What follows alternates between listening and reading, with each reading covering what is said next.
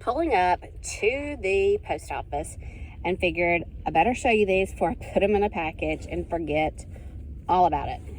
These are Hannah Anderson Star Wars pajama pants. They've got, you know, some Christmas holiday, like pine, I guess, needles and stuff. And these are like supposed to be the ornaments on the tree.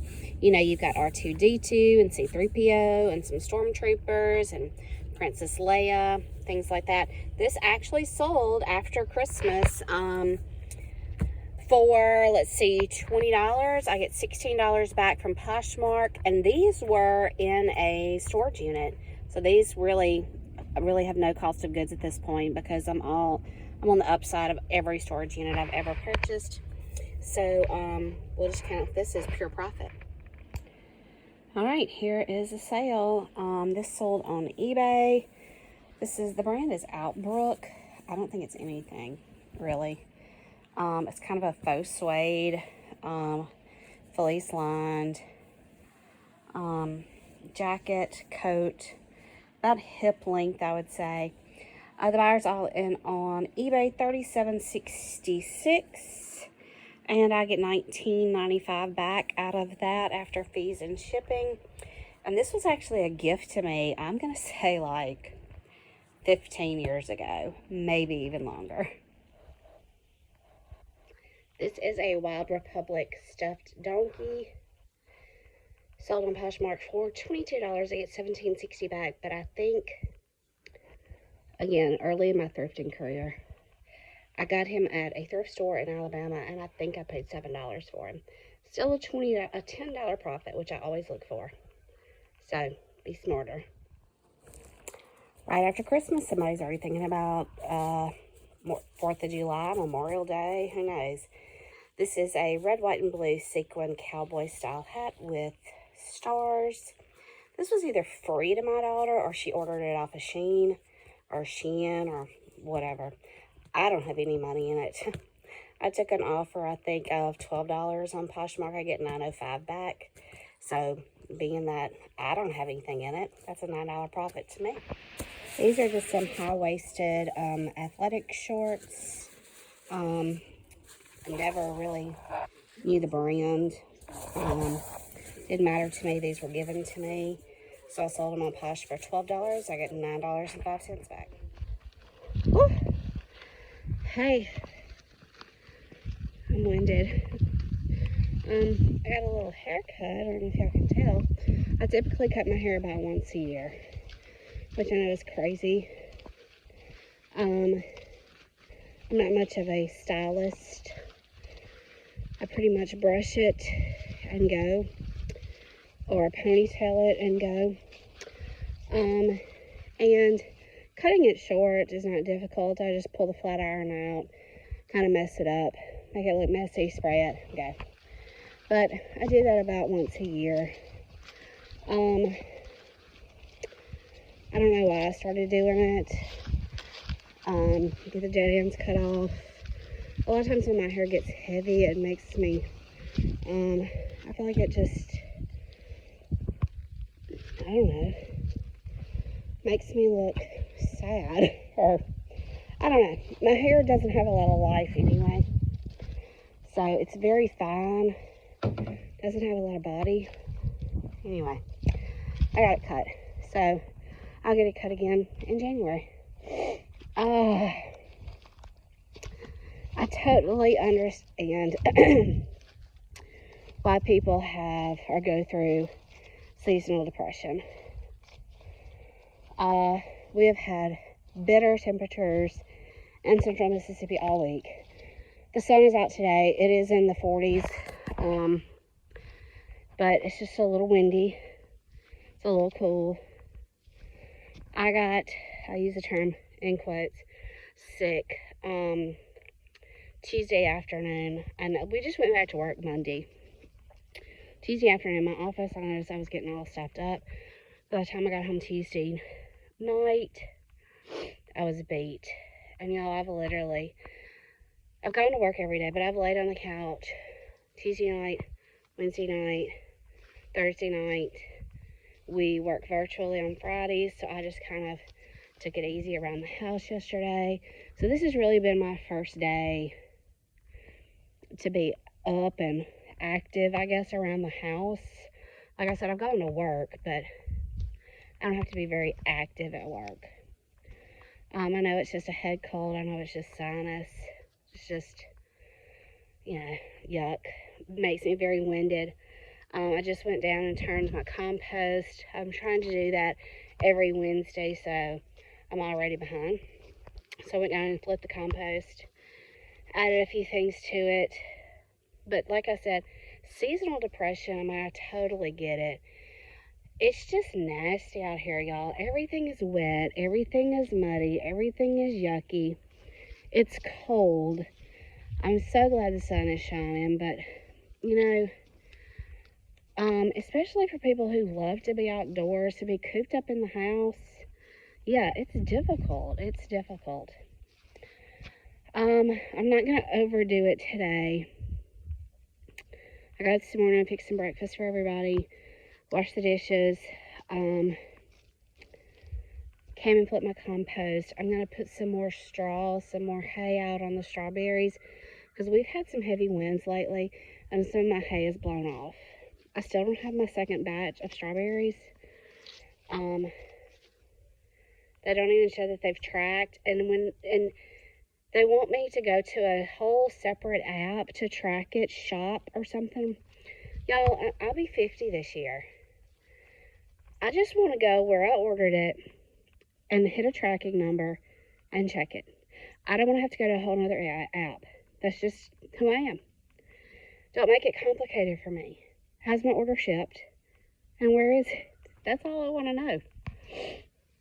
So, I guess that's just my age. I'm going to put some more hay on the strawberries. And then I'm going to talk to you about why I pulled out of my flea market / consignment booth that I've been doing for a year. Again, this is my first year for strawberries. It's January 10th. I thought they were supposed to be dormant right now. I'm putting hay back on this first row, but you see I've got standing water. We had rain, I guess, night before last. So I need to kind of dig out some of this end caps so they'll drain on out. Because, I can't really get over there and put any more hay out. But I don't know if my strawberries are supposed to look like this in January. I'm going to cover them up and see what happens.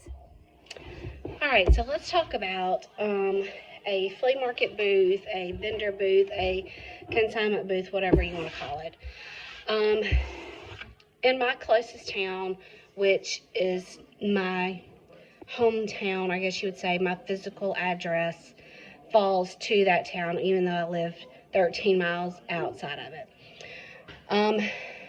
A consignment, thrift, secondhand store started probably in October, November of 23. I put my booth in February of 24, so I haven't technically been there a year yet. It is $50 a month with no commission taken from your sales, which is extraordinary. You're not going to get that anywhere else. Also, I was not assigned a booth space, so to speak, as in you get a 10 by 10 or you get a 5 by 10 or you get an 8 by 8 or something like that. I was just told, here are some certain sections in the store that are available, pick which one you like and set it up. I kept up with this is not, I don't want this to come across as negative towards anyone, because it's not. I didn't pull out because of anyone. I pulled out strictly because of, I did not see it was benefiting me. So $50 a month for February through December is $550. I think that's right. I have not paid January's. January should come out on the 15th. Today is the 10th, and I've got basically everything out of my booth. I hope to finish that late this afternoon. I just need to get my display, my table, things like that, and a few other items that are left up there. I kept up very faithfully every time I would go in. The lady who runs it is not the lady who owns it, but the lady that runs it would give me any cash I had in my envelope. She just kept vendor booths. She kept in an envelope where store items were kept separately. So the owner has her items or items that have been donated to the store, and then you have the vendor items. So she would pay me every time I go in. If I'd go in every Saturday, she'd give me what was in my envelope. So I tried to keep up with, I guess what I'm saying is there's no really accounting system. There was no software being run there, which is fine. If you're able to handle it that way, that's fine. I feel like sometimes it might put them in a bind cash flow wise.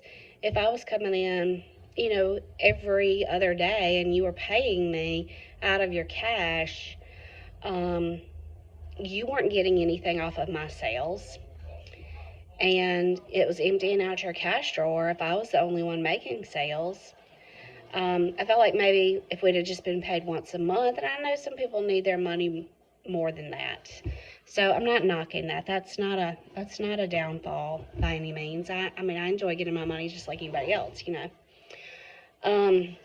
So I kept up with it very faithfully, February through July, well, really through September. And then October, November, and December, I just kind of fell off of keeping a track of what she gave me. But I do know that my October, November, and December were very slow. So at the end of September, if I take that, so if I take February through December, where I made a $50 payment every month, that's $550.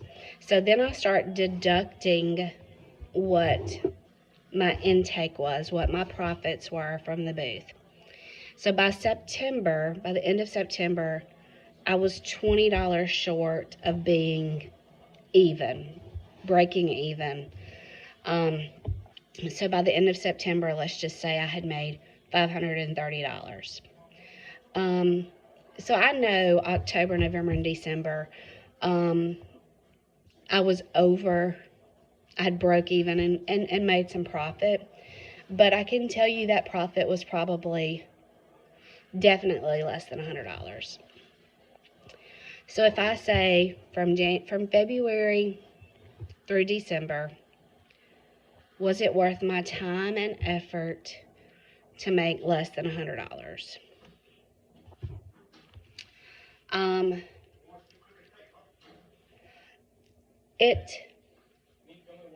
It was a good place for me to store things. I'll admit that. I could use it as a storage space. I did try to change out my items and add items as often as I could. I did try to check in at least once a week. There were a couple of weeks where I didn't get in there. The store closes at 4. I don't get off till 3:30. By the time I get there, they've closed.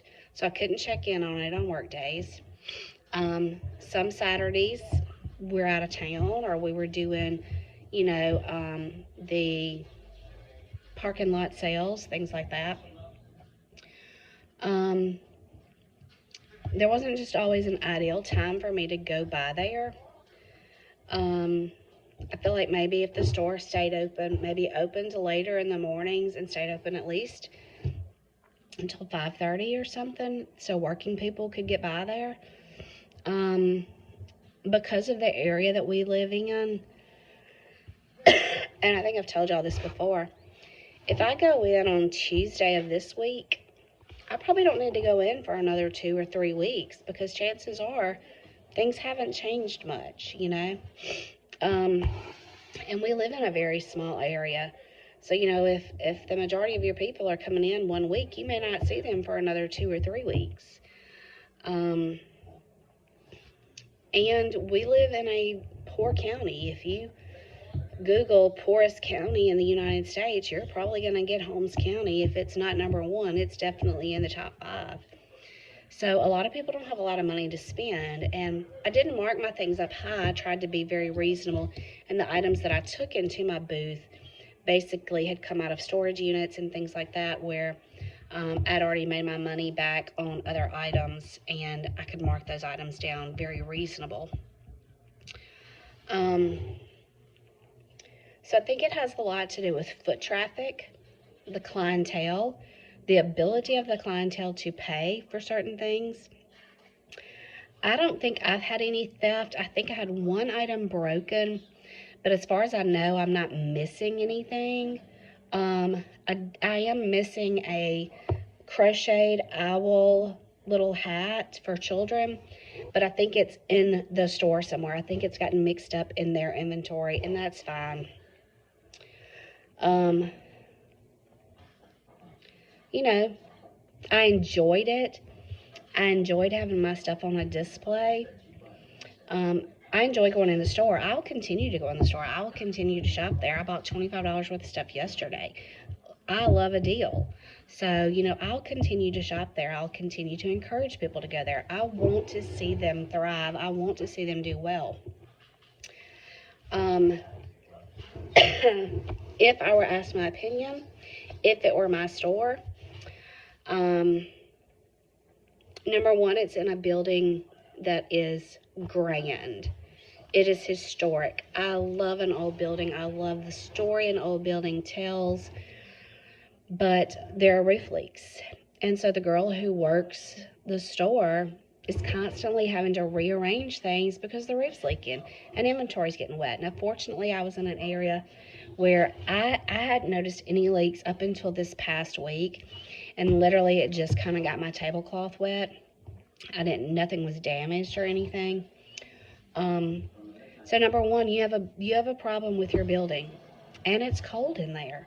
I don't know if the building does not have heat. I don't know if the heat is not on, but nobody wants to shop in a freezing cold building. That's not inviting. That's not warm. That's not stick around and stay and look. And, you know, if I'm having to walk around buckets that are catching rainwater from the ceiling, that's not a good atmosphere of customer service.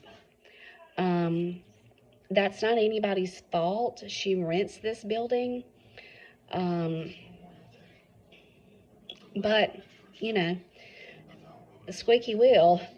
So, how many trees have you been barking up to try to get this in a better condition? And I do know people from, like, historic places have been looking to come in and preserve the building and things like that.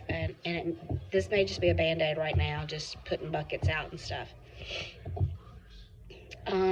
Secondly, I would have designated areas for vendors. Not just set it up however you want to. Tape it off, make it clean. This is your area. I would also have had my vendors all on one side of the store and the store's inventory on the other side. I believe she should have taken a percentage from us, even though that's cutting into my profits. I believe she'd have made more money if she'd have taken a percentage of our sales, because a lot of times all she had were vendor sales. And all you're making off of us is our booth rent. So I think I'd have changed my days of operation and my hours of operation based on where we live. They're only closed on Sunday and Monday. Based on where we live, I think you could have easily been open Thursday, Friday, Saturday, and maybe Sunday afternoons for people after church. I don't feel like you should have needed to be open early in the week. And just neatness and tidiness. I felt like sometimes the store was too full of clothing. It seemed overwhelming. If it's hard for me to look through clothes, then I'm not going to. So sometimes that seemed overwhelming, that maybe it was too full. But again, I don't know that that's anybody's fault. I just think they're doing the best they can. And the girl that's running the store, that's actually in there working every day, I do think that she was just truly doing the best she can. And the girl that owns the store too, I don't know if she just kind of got into this with a lack of knowledge, but I don't know how hands-on she's been either. And I'm not knocking her at all. She's been great to partner with and great to deal with. And given different circumstances, I would probably partner with her again. I just think there's a problem with the building. There's a problem with the organization. And marketing also. I don't know, how well it's been marketed. Yes, it is on the court square, but outside of town, how many people know about it? I loved having a booth. I would probably do it again. I'm actively currently looking for a new place that I think fits my style and fits the items that I have. But all of those places are going to be a 30 or 45-minute drive for me. So I'm just trying to make the right decision there. So, I definitely broke even and probably made, I'm going to say, maybe $80 profit for the year. Had a phone call about a yard sale. I rambled a lot. All that to say, yes, I would do another vendor booth. My stuff is for sale, whether it's in a vendor booth, whether it's on eBay, whether it's on Poshmark. I've got things cross-listed. So I could always run up there and get it if it's sold somewhere else. That won't be as easy if my next booth is 45 minutes away. So that's something I have to consider.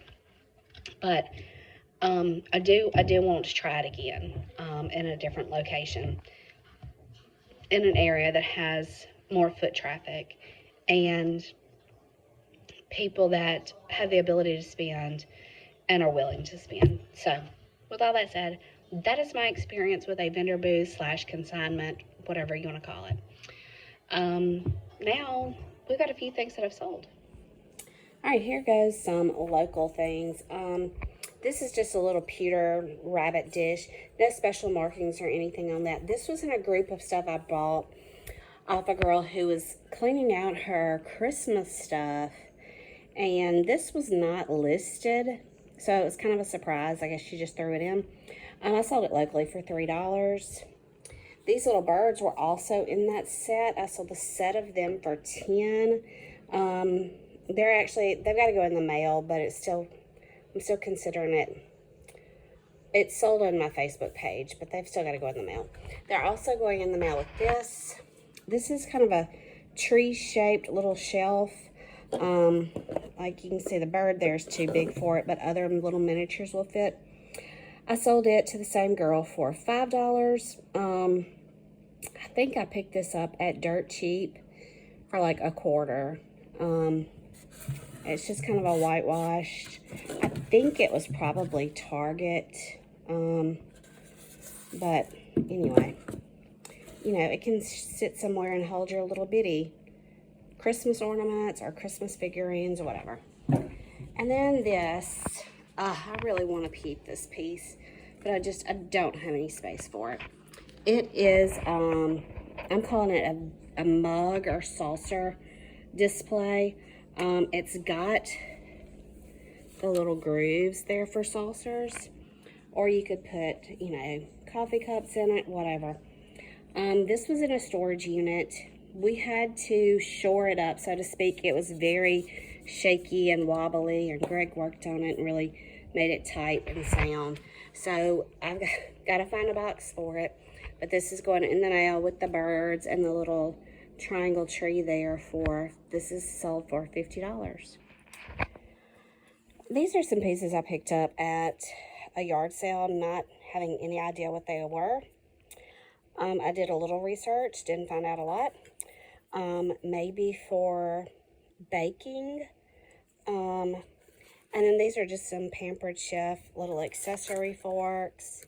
And then, you know, an ice cream scooper. I just lotted them up together and said culinary utensils. They sold for, I think the buyer on eBay's all in $26 and something.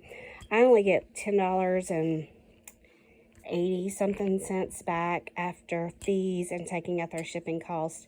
I think I paid maybe $1 for all of those at a yard sale. This Old Navy Valentine sweater is going out locally for $12. I've had it forever. I think I probably picked it up at the bins. And this Star Wars comforter, it's kind of got everybody on it. It's just a twin size. It's sold on Poshmark for $25, so I get $20 back.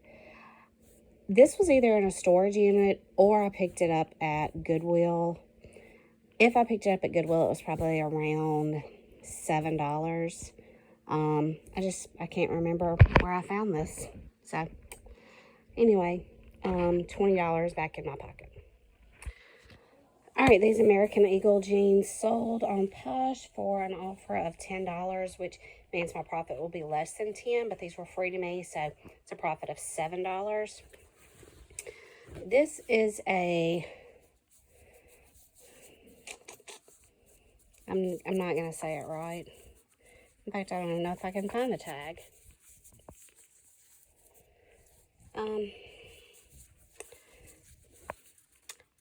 It's QI, and it's cashmere, and I've had it a while. I think I got it at the bins, but here's what I didn't notice at the bins, which is typical for cashmere. It has 3 holes in the sleeve. So this brand is very expensive, and of course cashmere is anyway. Somebody offered me $10 for it today, so I actually took it. It's lightweight, so it didn't cost me a lot at the bins, but I'm only making $7 off of it. But when you've got holes in it, I guess what do you expect? And this Jim Shore Santa platter sold for $24. I get $19.20 back on that. I think I picked this up at the thrift store for probably, I don't know if it was the thrift store or Goodwill, for either $5 or $7, something like that. So getting $19.20 back on that.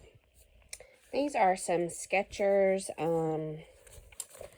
They're like, I guess like work shoes. I think it actually says that inside. Well, yeah, Skechers work shoes. You know, for restaurants, hairdressers, things like that. These sold on Poshmark for an offer of $17. They do have a little heel wear, so I was okay to let them go for that. I get $13.50 back. I picked these up at a yard sale for $1.